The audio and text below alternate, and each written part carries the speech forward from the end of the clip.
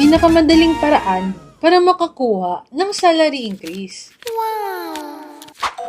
Yung todo sipag at overtime ka, ginawa mo na ang lahat, pero hindi ka pa rin napapansin.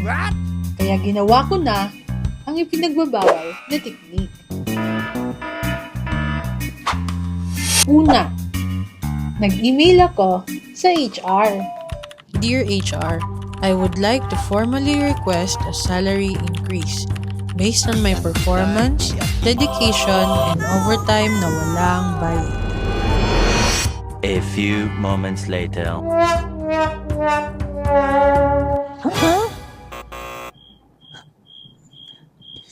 Simula pa lang to, di ako susuko. Pangalawa, nag-send ako ng resignation. Kasi sabi nila, tsaka lang daw makikita ang value mo pag alam nilang mawawala ka.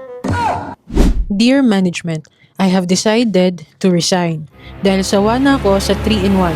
Gusto ko na ng Starbucks at kulang na kulang ang sahod ko para sa mga parcel ko.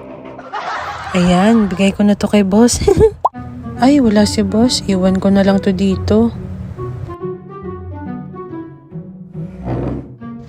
Uy, resignation. Kanino kaya to? Ay, kay Sharon lang pala. Approve. Kailan ang last day mo?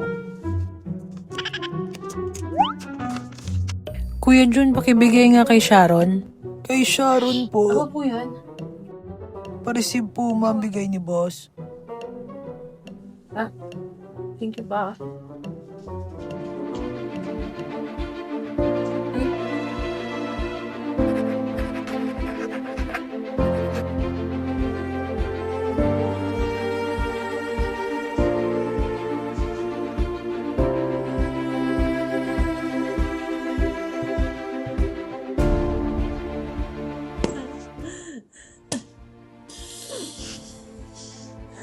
Hindi pa to nagtatapos. Babalikan ko kayo.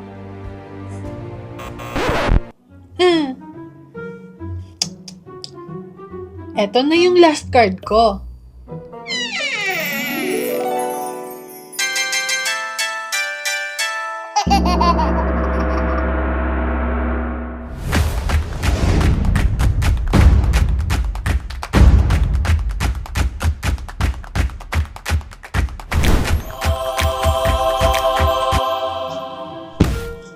Hi, boss.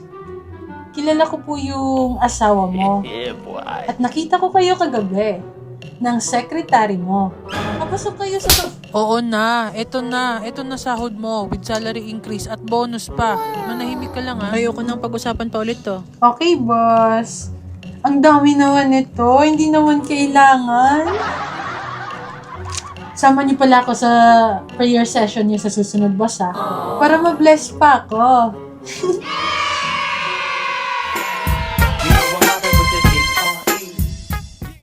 At yun ang kwento kung paano ko nakuha ang salary increase ko.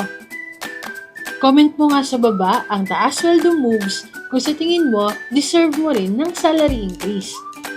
O di kaya, tag mo na rin yung boss mo kung kaya mo. Ayaw, di ba?